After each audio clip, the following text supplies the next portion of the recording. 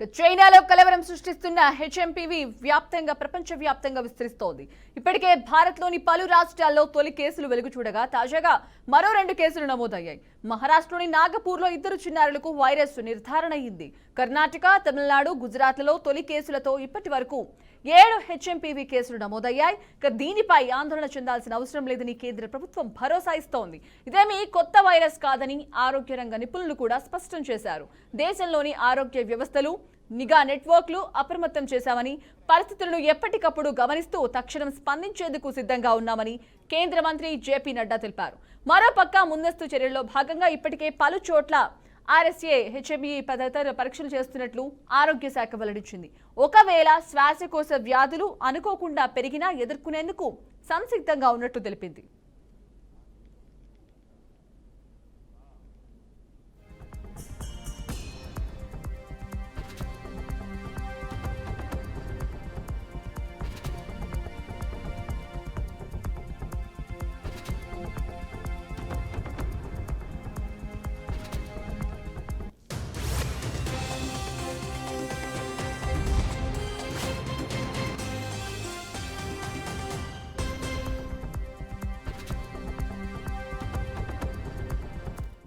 ఇదే విషయానికి సంబంధించి మరి లైవ్ అప్డేట్స్ మా కరెస్పాండెంట్ విజయ్ అందిస్తారు. విజయ్, చెప్పండి.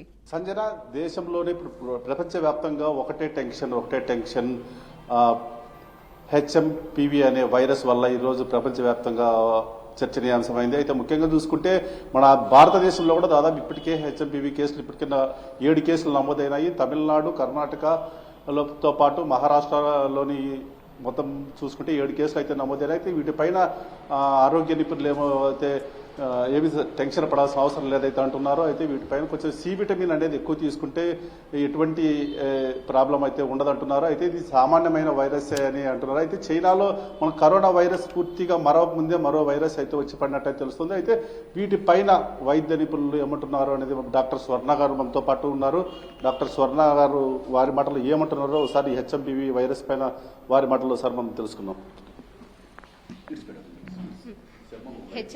హెచ్ఎంపీవీ వైరస్ అంటే హ్యూమన్ మెటా న్యూమోనియా వైరస్. మామూలుగా మన దేశంలో కరోనా ఏ విధంగా అయితే భయభ్రాంతులకు గురి చేసిందో ఈ హెచ్ఎంపీవీ అనేది కూడా ఇప్పుడు మనకు అలానే భయభ్రాంతులకు గురి చేస్తుంది. అయితే దీని గురించి పెద్దగా భయపడాల్సిన అవసరం అయితే లేదు. ఈ వైరస్ అనేది మెయిన్గా లంగ్స్ మీద, రెస్పిరేటరీ సిస్టమ్ మీద యాక్ట్ చూయిస్తుంది. దీంట్లో మెయిన్గా వచ్చేసి జ్వరం ఉంటుంది, గొంతు నొప్పి ఉంటుంది, కోల్డ్ ఉంటుంది, ముక్కులో నీళ్లు గారడం, అలాంటి లక్షణాలు అయితే ఉంటాయి. కొంచెం సివియర్ కేసెస్లో ఏమవుతుంది అంటే షార్ట్నెస్ ఆఫ్ బ్రీత్ కానీ, బ్రెత్లెస్నెస్ కానీ ఉంటుంది. తర్వాత ఇది మెయిన్గా ఎవరి మీద యాక్ట్ చేస్తుంది అని అంటే పుట్టిన పిల్లలు, ఇన్ఫాంట్స్ కానీ, తర్వాత ఓల్డ్ ఏజ్ పీపుల్స్ మీద, తర్వాత ఇంకా ఎవరైతే ఇమ్యూనిటీ పవర్ తక్కువ ఉంటుందో, ఇంతకుముందు కోవిడ్ వచ్చి రెస్పిరేటరీ ప్రాబ్లమ్స్ ఏమన్నా ఉండింటాయి క్రానిక్గా, అలాంటి వాళ్ళ మీద కూడా ఎఫెక్ట్ చూపించే అవకాశం చాలా ఉంటుంది. దీనికి మెయిన్గా ఏ విధంగా స్ప్రెడ్ అవుతుంది అని అంటే మనం తుమ్మినప్పుడు ఆ సోర్ థ్రోట్లో వచ్చే స్ప్లిట్స్ కానీ, తర్వాత మనం ఎవరితో అయినా క్లోజ్గా కాంటాక్ట్స్ ఉన్న వాళ్ళ నుంచి కానీ వచ్చే అవకాశం ఎక్కువ ఉంటుంది. దీనికి ప్రివెన్షన్ అనేది, మెయిన్ ట్రీట్మెంట్ అనేది దీనికి ఏముండదు. మామూలుగా ఏ విధంగా అయితే మనం కోల్డ్, కాఫ్ అలాంటి వాటికి ట్రీట్మెంట్ తీసుకుంటామో అదే మెయిన్ ట్రీట్మెంట్.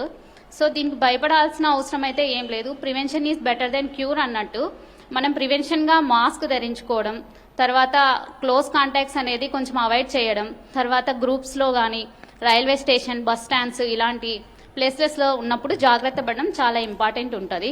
తర్వాత శానిటైజర్ యూస్ చేయడం, మాస్క్ ధరించడం, తర్వాత హ్యాండ్స్ అనేది బాగా శుభ్రంగా కడుక్కోవడం చేయాల్సిన పని. ఇంకొకటి ఏమనంటే ఇమ్యూనిటీ పవర్ పెంచుకోవడానికి మంచి ఫుడ్ తీసుకోవాలన్నమాట. బయట అవుట్ సైడ్ ఫుడ్స్ అనేది అవాయిడ్ చేయాల్సి ఉంటుంది. సో దీని గురించి పెద్దగా భయపడాల్సిన అవసరం లేదు. అందరూ ఎవరైతే హైజీన్ మెయింటైన్ చేస్తే అదే దానికి ట్రీట్మెంట్ అని నేను చెప్తాను. అయితే డాక్టర్ స్వర్ణ గారు అయితే అన్నారు, ఎటువంటి పరిస్థితుల్లో మనం భయపడాల్సిన అవసరం అయితే లేదు. ఇమ్యూనిటీ పవర్ ఎక్కువగా ఉంటే ఈ వైరస్ వచ్చే అవకాశం అయితే లేదంటున్నారు. అలాగే చిన్నపిల్లలను అతి జాగ్రత్తగా చూసుకోవాలి. చిన్నపిల్లల నుంచి ఎక్కువ ఇది స్ప్రెడ్ అయ్యే అవకాశం ఉంది కనుక చిన్నపిల్లలు జాగ్రత్తలు తీసుకోవాలి. ఏదైతే కరోనా టైంలో మనం వాడామో మాస్కులు కానీ శానిటైజర్లు కానీ ఖచ్చితంగా వాడాలి, ఇప్పుడు కూడా కంటిన్యూ చేయాలైతే అంటున్నారు.